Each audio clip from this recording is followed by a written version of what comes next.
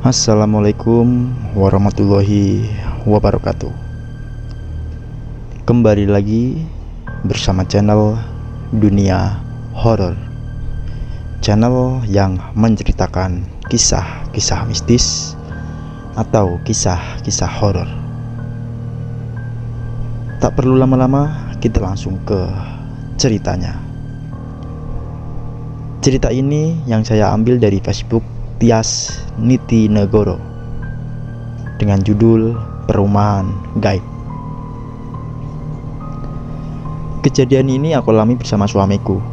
Jadi waktu itu aku sama suamiku berencana mau beli rumah. Kita sudah survei banyak banget rumah, mulai dari pinggiran kota, masuk kota, sampai masuk desa. Sebenarnya ada yang cocok, tapi budgetku pas-pasan. Akhirnya kita putuskan untuk lanjut besok lagi surveinya. Singkat cerita, malam itu suamiku ngabarin kalau dia barusan dapat tawaran rumah bekas yang ada di dalam perumahan. Ya, seperti biasa, kita minta foto rumahnya sama minta lokasi perumahannya. Tapi dia baru ngirim foto rumahnya aja. Katanya Sherlocknya besok siang kalau pas di lokasi. Dan merasa kita cocok, ya udah kita minta janjian sama orang itu buat survei rumah. Sekitar jam 12 siang kita sudah siap-siap mau berangkat karena sudah dikirim alamat lokasinya. Berangkatlah kita berdua naik motor. Awalnya aku pengen naik mobil, tapi suami minta motoran aja biar enak kalau nanti mau cek ke rumahnya lainnya. Ya sudah, aku nurut saja. Kita berangkat perjalanan kurang lebih sampai lokasi itu 50 menitan. Karena lokasinya ada di daerah utara dan rumah kontrakanku ada di daerah selatan kota. Di awal perjalanan, aku sama suamiku benar-benar nggak ngerasain ada keanehan apapun. Pah, harganya pas banget sama uang kita. Nanti dinego ya, biar ada sisa buat biaya balik nama dan lain-lain, kataku. Iya, nanti kita lihat dulu rumahnya, kalau cocok baru tawar-tawaran. Kalau dilihat dari fotonya sih rumah baru ya mas, tapi nggak tahu juga sih, kataku. Suamiku nggak respon, dia fokus nyetir. Nah, kebetulan rumah yang mau kita cek ini agak masuk. Setelah jalan besar, kita masuk gang, dan di kanan kiri ada banyak banget pohon salak. Pokoknya di sepanjang jalan itu banyak banget pohon salaknya. Tiba-tiba aku kayak lihat ada kakek lagi mikul sesuatu.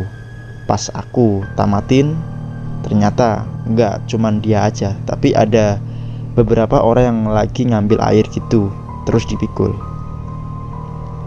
Kok di daerah sini masih ngangsu ngambil air dari sumber pakai ember? Aku batin gitu. Nah, pas batin, si kakek yang lagi pas-pasan sama aku itu langsung noleh ke arahku. Aku nggak kaget sih, tapi langsung ngasih isyarat ngangguk kepala. Monggo mbah. Terus suamiku tanya ke aku, Mah, kamu ngomong sama siapa? Lah itu tadi ada simbah-simbah pak. Simbah, kata suamiku. Iya pak, lagi ngangsu air. Nggak lihat apa? Suamiku nggak jawab lagi. Mungkin dia bener nggak lihat, pikirku. Nah, mulai dari sini aku ngerasa ada yang aneh. Semakin kita naik kok aku kayak lihat ada rumah-rumah sama gedung tinggi. Tapi bukan di kanan kiriku, tapi dari kejauhan. Jadi kelihatan ada bangunan besar gitulah. Ramai juga ya ternyata di sini, Pak. Kirain di daerah sini sepi, ternyata ruame, kataku. Ya nggak rame-rame banget mah. Dulu memang rame, tapi setelah ada kejadian meletus itu ya jadi sepi. Oh iya toh pak. Aku lihat Google Map 20 menit lagi sampai, dan kita nemuin jembatan. Terus suamiku tiba-tiba nyalain klakson. Didit. Nggak ada orang kok klakson pak. Ya nggak apa-apa mah. Istilahnya nuwun sewu atau permisi kalau lewat jembatan itu. Soalnya dulu itu di sini banyak banget korban yang tertimbun. Oh alah, kok malah serem ya pak? Pak, lihat deh, itu ada rumah gede banget. Aku nunjuk ke kanan jalan. Lagi-lagi suamiku diem saja. Dia nggak gubris. Setelah melewati jembatan, suamiku tiba-tiba saja berhenti. "Kenapa, Pak? Sudah sampai apa?" kataku. "Udah, Ma. Tapi kok nggak ada perumahan ya di sini?" Suamiku turun dari motor terus lihat sekitar. "Mungkin salah, Pak. Bukan di sini. Kita tanya orang aja." Aku masih mikir positif pokoknya. Akhirnya aku dan suamiku lanjut jalan lagi buat nyari orang. Semakin ke atas semakin dingin. Kita langsung berhenti pas di depan rumah, dan ada bapak-bapak lagi berdiri di depan rumah sambil rokokan. Aku turun dari motor dan langsung tanya alamat. Di sini bapaknya itu aneh banget. Pas aku tanya alamat, mukanya bapaknya itu kayak datar, tanpa ekspresi. Tapi bapak itu nunjukin alamatnya. "Oh nggih, niki alamatnya." Bapak itu sambil nunjuk gapura yang ada di sebelah kanan atau seberang kita. Tapi anehnya pas kita turun tadi, aku sama sekali nggak lihat ada gapura di situ. Apa akunya aja yang nggak ngeh atau gimana? Setelah berterima kasih, aku sama suamiku masuk ke gapura itu. Ternyata benar, ada perumahan di situ. Hanya saja perumahannya nggak ada pos satpam. Jadi kita muter-muter komplek. Setelah nemu, kita langsung berhenti dan suamiku ngabarin kalau sudah sampai lokasi.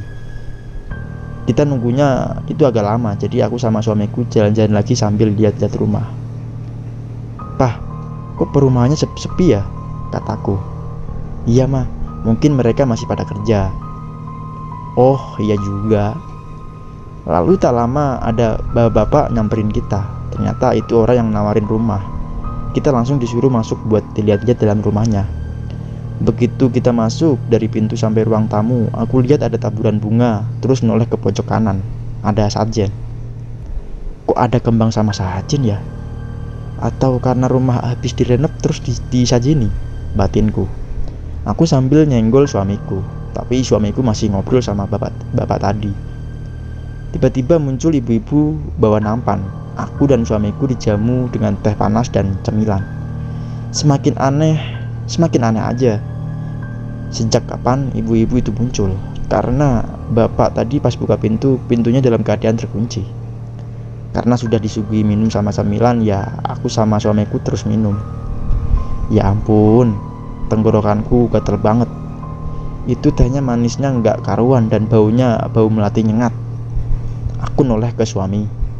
Dia juga merasakan hal yang sama. Kelihatan banget dari mukanya yang kayak menahan sesuatu. Nggak lama si bapak nyuruh kita buat ikut. "Monggo Mas, lihat kamar-kamarnya," kata si bapak. Aku dan suamiku ikut di belakangnya. Di bagian belakang ada lorong dan kamar saling berhadapan. Dibuka dan pintu kamar dibuka pas pintu dibuka lebar. Ternyata di dalamnya ada anak-anak sedang mainan loncat-loncatan di atas kasur. Mereka kelihatan seneng banget. Tapi yang bikin aku heran adalah kamar itu terkunci, sedangkan suara anak-anak itu nggak kedengeran dari luar. Kok tiba-tiba di dalam kamar ada anak-anak?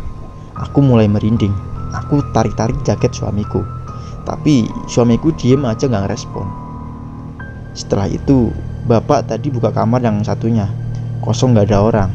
Tapi ada tumpukan kasur, dan kasurnya ini kasur zaman dulu. Tahu nggak kasur yang isinya kapuk atau biasa disebut kasur kapuk? Itu numpuk-numpuk dan kotor, banyak debunya. Aneh. Ya, itu yang aku rasain waktu itu. Bener-bener aneh dan bikin merinding. Tapi aku coba buat nepis perasaan negatifku. Mungkin siapa tahu itu gudang. Setelah lihat kamar, kita jalan ke belakang. Di sana ada dapur, kamar mandi, sama halaman belakang yang buat jemuran. Nah, ini yang bikin aku heran lagi. Hah? Mungkin ini adalah ekspresi yang tepat. Rumah dengan model minimalis modern, tapi dapurnya masih model zaman dulu. Tahu nggak? Jadi, kalau mau cuci piring harus jongkok, dan kamar mandinya pun sama.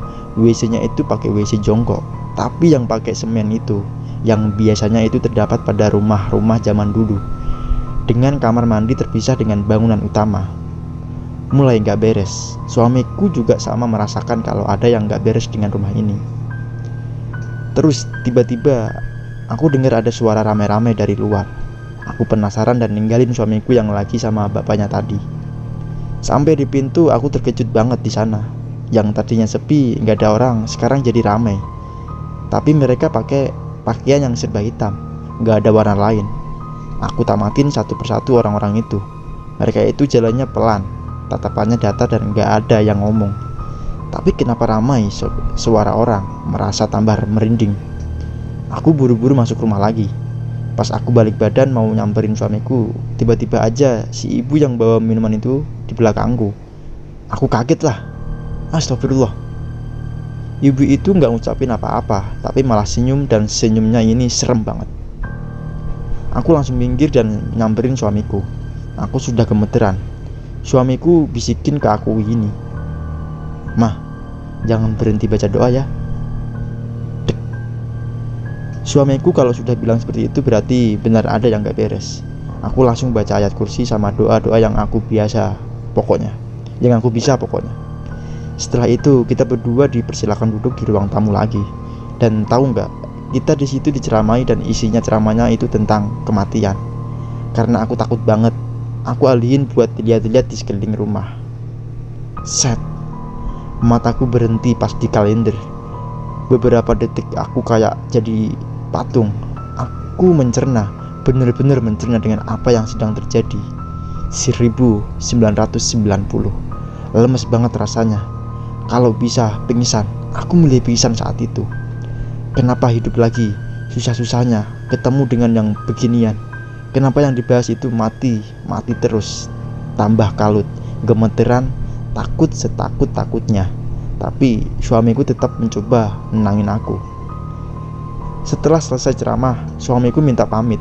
Pas kita berdiri, balik badan terus jalan. Aku gak sengaja lihat dua anak tadi main lompat-lompatan. Mukanya pucat semuanya, tatapannya datar. Mereka berdiri di sebelah ibunya. Aku ngangguk bilang, "Permisi bu," dan ekspresinya sama. Ibu itu senyum lagi dan lebih seram. Astagfirullahaladzim, aku nyebut berkali-kali.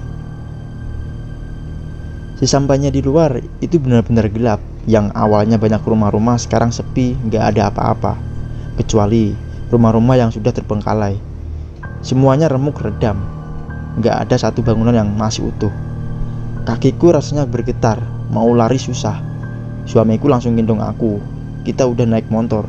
Aku pegangan kenceng banget sambil merem, gak berani lihat. Tiba-tiba suamiku bilang gini, "Ma, sudah aman, gak usah takut," kata suamiku. Tapi aku tetap gak berani buka mata. Ya udah, suamiku lanjut jalan lagi. Di tengah jalan suamiku berhenti. Aku buka mata, ternyata sudah sampai jalan besar. Dia beli air mineral di warung terus didoain. "Ma, diminum sampai habis ya," katanya. Aku langsung teguk sampai habis, dan rasanya itu jadi beda banget, lebih enteng. Tadinya berat banget pundakku.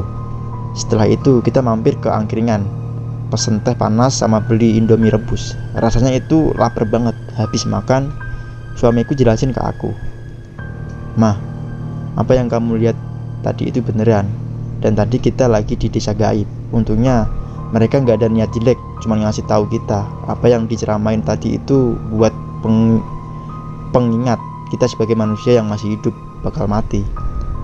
Aku gak bisa berkata-kata. Intinya aku masih takut. Dan setelah makan kita langsung pulang. Dan aku juga sempat lihat jam pas di angkringan. Waktu menunjukkan pukul 10 malam. Padahal kita berangkat jam 12 siang. Sampai sana jam 1. Kok bisa selama itu? Perasaan cuman bentar kita lihat dan rumah sama dengan ceramah. Tapi ya sudahlah, pusing mikirnya. Oh iya, kebetulan suamiku ini orangnya juga paham dengan hal mistis. Jadi kalau ketemu dengan hal yang semacam itu, dia biasa saja dan lebih keikuti saja alurnya biar nggak panik. Karena kalau semakin panik, kita semakin diganggu. Ya, segitu saja pengalaman kita. Ambil baiknya dan buang buruknya. Semoga bisa menghibur. Saya akhiri. Assalamualaikum warahmatullahi wabarakatuh.